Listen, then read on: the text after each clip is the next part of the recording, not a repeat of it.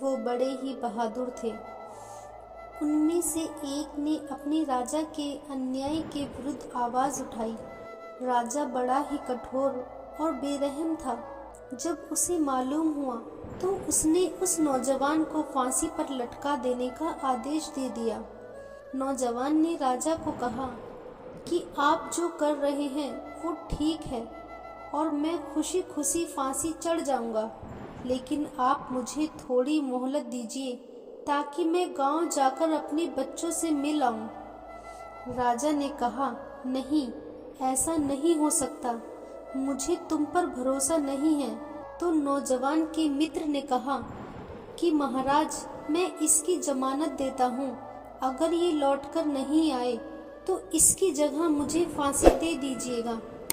राजा हैरान रह गया, क्योंकि अब तक उसने ऐसा कोई आदमी नहीं देखा था जो दूसरों के लिए अपनी जान देने को तैयार हो। तो राजा ने उसे गांव जाने की सहमति दे दी और उसे 6 घंटे का टाइम दे दिया गया।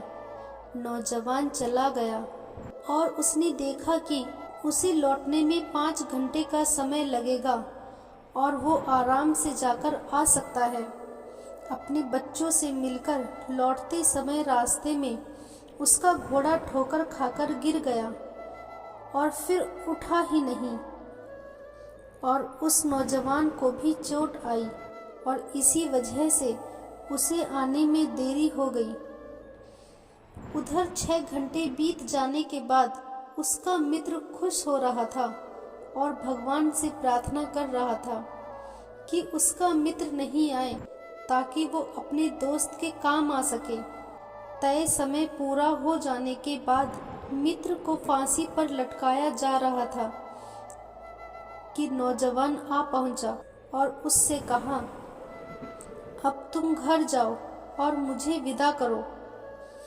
तो मित्र ने कहा, यह नहीं हो सकता, तुम्हारी मियाद पूरी हो गई है।